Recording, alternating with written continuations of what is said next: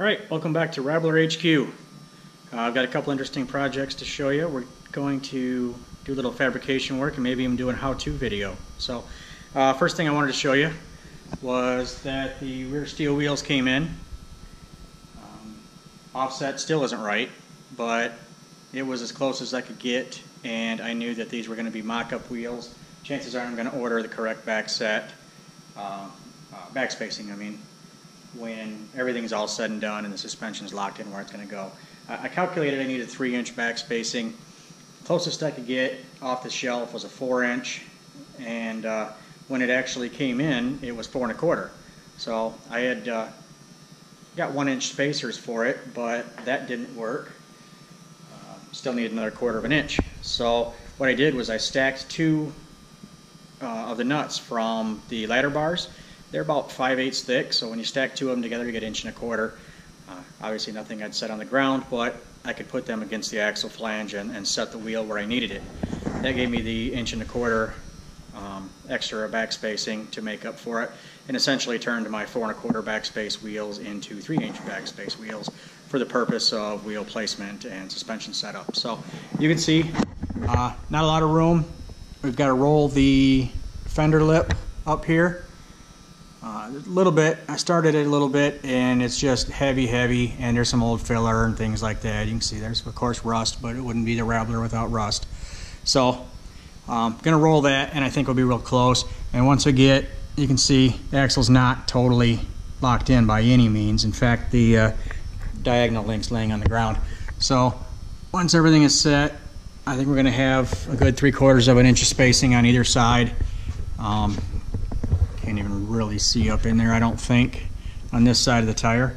But like I said, it's just for mock-up right now. It's going to get us real close. These are from US Wheel, I believe, if I remember right. It's either US Wheel or Wheel Vintiques. I can't remember which place I got them from. I think I actually ordered them from Summit, but as far as the brand goes, and they do offer custom back spacing. So if I need it 3-inch, if I need it 2 7/8 or 3 1/8 or whatever the case is, I think the upcharge is only like $25, which still puts these wheels at under $100 a piece, custom made to my specs. So when it comes time, that's probably where we'll end up on it. But in the meantime, I have decided that I'm going to remake the ladder bars. The old ones were inch diameter tubing, and they just weren't quite right for the dimensions I needed to get this setup going. They were close, and they probably would have worked in the long run, but I was never happy with them. I wanted to move the axle forward about a 1/2 inch after initially getting the setup last week. As you saw in the last episode when we got the Dana 60 installed. It wasn't bad, but I needed to move it forward for my own peace of mind and sanity, because it was driving me crazy being where it was. So as part of my OCD, I originally thought I was going to move it forward 1 inch. I cut 1 inch off the ladder bars, and so I didn't have to actually move the cross member, and that worked fine, other than the fact that whoever made those ladder bars originally had made them with inserts, thread inserts. I'll see if I can show you an example here. This might work. The 1-inch tubing had been threaded previously, I think, and then they either changed their mind, or maybe the threads pulled, or whatever the case was. But it's a thin wall tubing to begin with. Hopefully you can see this is the full thread side, and in fact, let me make sure that you can see this all right. Then the other side, you can see where the threads had pulled out of it, and there were still threads behind it. So what it actually was, like I said, was either like a time sert, as they call them, or helicoil or whatever. In the end, I wasn't happy with the way it was done. The tubing was a little thinner walled, and so I decided, rather than mess with that, I would just make my own. Besides, I thought it'd be a cool little fabrication project. So what I ended up doing, set this back down, is I picked up some more 1-inch tubing, but I got 188 wall. It's DOM tubing, so essentially seamless. And if you can see that there, I'll turn you toward the light. Real heavy wall. So I know it's you know, it has to be thinned out some to get the threads in there. It's a 3/4 20 thread, which required 11/16 tap drill, That still gave us like 120 wall after the fact. And so got them threaded for 3/4 20. These are actually the top tubes, so the end I'm showing you is not threaded because it's going to be notched to attach to the other tube. However, the other side has already been threaded, and here's our heim joints. As you can see, I went to a solid heim for the rear because it really only needs up and down travel. I didn't need the flex. The old ones were in really rough shape to begin with. The rubber was gone on most of them, and it gave too much side-to-side travel. With the amount of tire spacing I've got to really control that rear end and keep it straight. So I'm still going to use a swivel type heim joint in the front. It's not going to be rubber.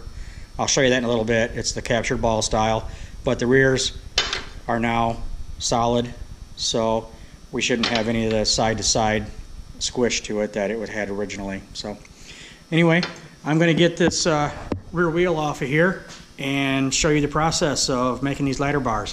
One of the things I want to demonstrate today, hopefully, excuse me, is how to notch the tubes without using a tubing notcher and get a really nice fit.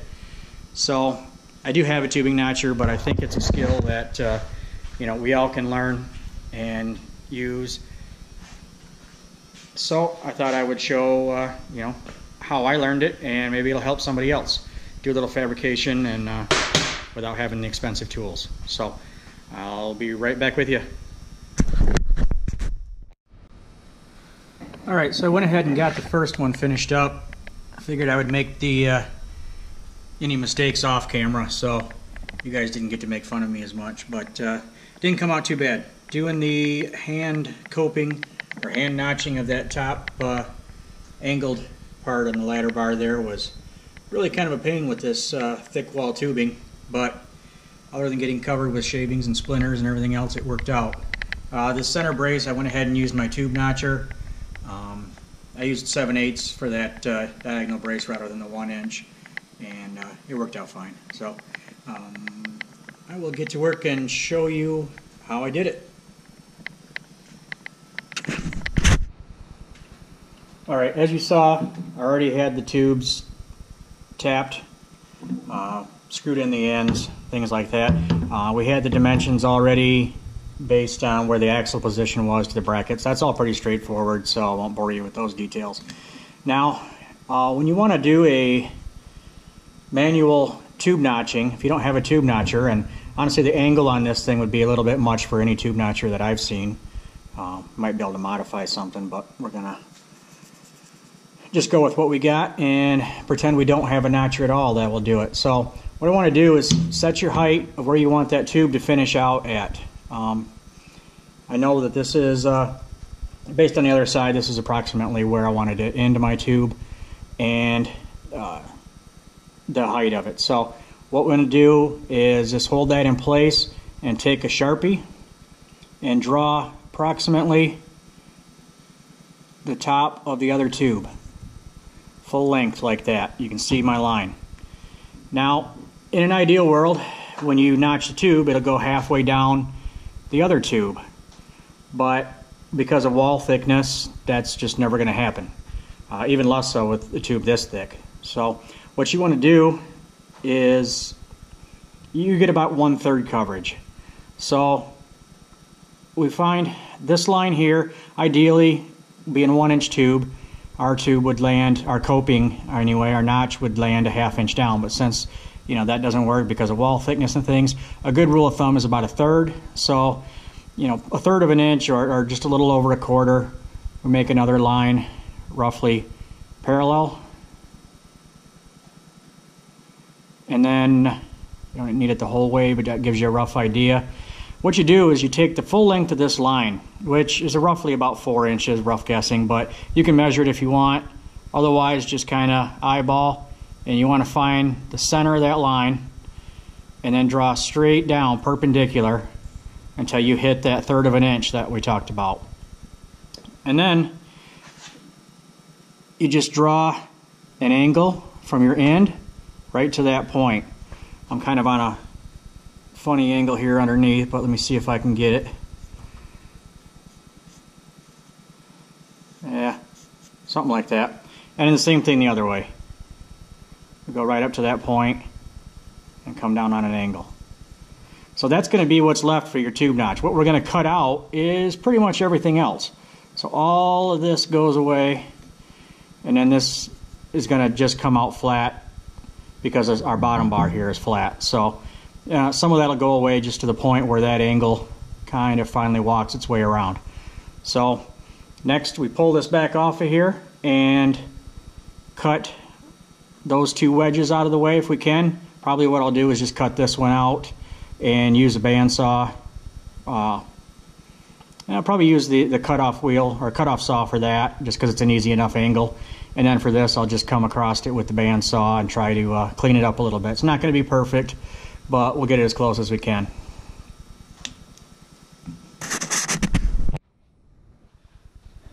Okay, you can see right here, I've got the first cut. Like I said, I did it on the abrasive saw. I think what I'm actually going to do, with as shallow as this angle is going to be, because it actually needs to come from this point where that black line is out here to the end of the tube.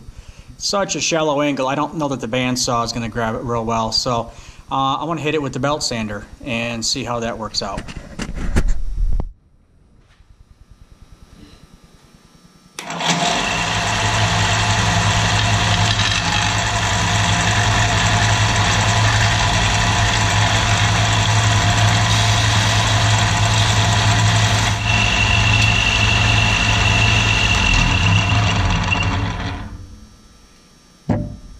So we've got a good start to it. You can see just how thick the wall is on these. At least I hope you can see it. Anyway, now what we've got to do is actually taper this from its thickest point down to, still hot, down to 0 and then back. So to do that, if it was thinner wall tubing, I'd probably just use the flap wheel. I may even start that way, but then probably I'm going to use a die grinder just because it removes a lot more metal. So you can use a flap wheel, it'll get the job done. Just since I have some carbide burrs, I'm going to use those.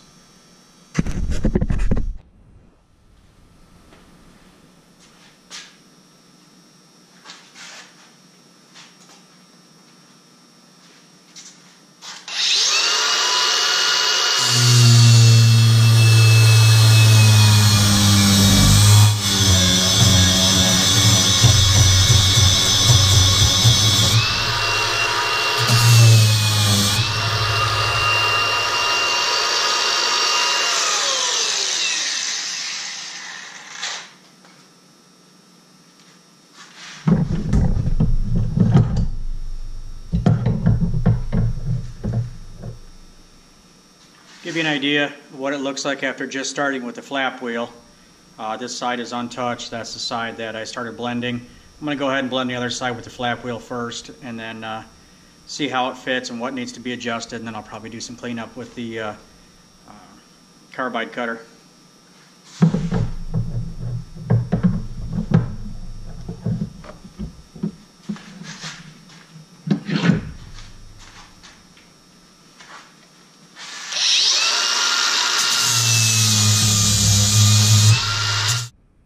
Okay, this is just setting it in place. I haven't done any more cutting than what you saw. Just come over and stuck a bolt through it and then set it in place. So as you can see, it's close. It's not 100% perfect, but considering it's done by hand, we're in pretty good shape. Now, if we want to get that tighter, what we're looking at is, if you notice right back here, we're touching the tube, then we're kind of loose, and then getting close again up in the front. We've got a flat cut back here. You know, basically we made that angle, but that just leaves a straight edge on this top tube. So what we want to do is, you know, this tube is round, so we need to make a round notch there. And then same thing in the front. Probably might do a little more blending along this edge, but honestly, where it's at right now is close enough to weld. So I think I'm just gonna give a little bit of a notch back here so it sets on top of that tube a little nicer, and then I think we're gonna be there. So let's give that a try. All right, so it is in place. I didn't end up using the carbide at all, which is good, because that thing, while it really eats away at the steel, just makes a ton of just little fine splinters and shavings, and they get stuck in your fingers and clothes and you name it. It's just a mess. So it's good for what it's good for, but for doing this, you can see flap wheel did a real nice job. Little tip on that is if you're going to use a flap wheel for it, use one of your older ones. It's got rounded edges, things like that. You can really get in there and kind of blend things. So there's our little rounded spot I told you about. I didn't do the front. Realistically, that should have a little bit of a cope to it as well, but it sits on here nice enough that I'll be able to weld all the way around there without an issue. So it actually gives us just a nice little fillet to go around. So next step is to kind of just clean it up with the on the belt sander, just to take the edges off and give us a nice clean spot. I'll set the length on it and get it tacked in place.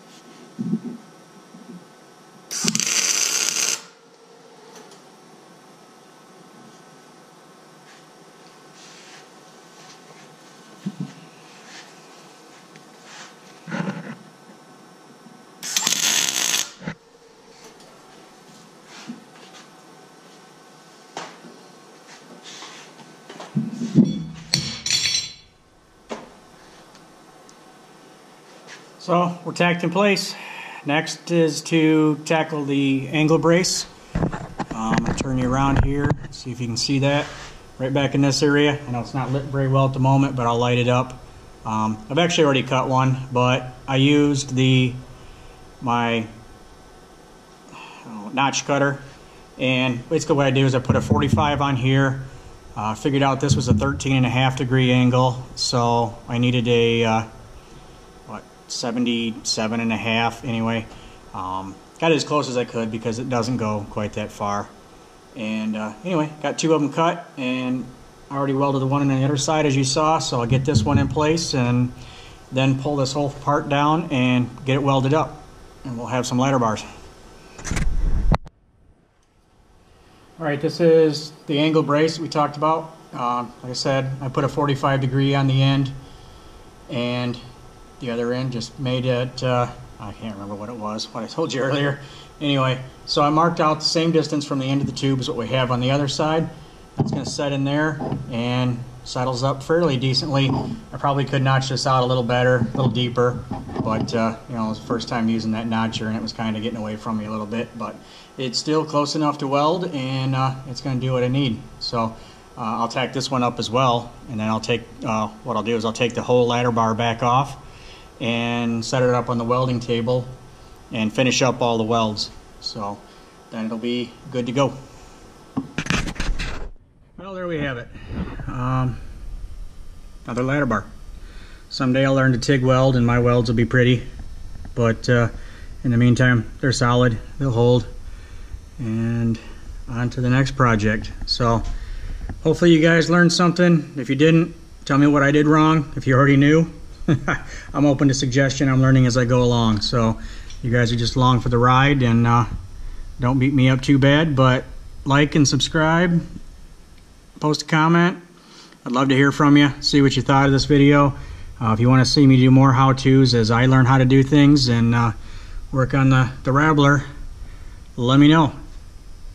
I think next week the plan is to possibly relocate the engine one more time, because why not? You know, we've only done it a dozen times so far. So how about we do it a couple more? Anyway, I think I'm going to move it back forward a little bit, and I may have some other surprises for you. This might be a little hint. So stay tuned. Like, comment, and subscribe. I'd love to hear from you guys.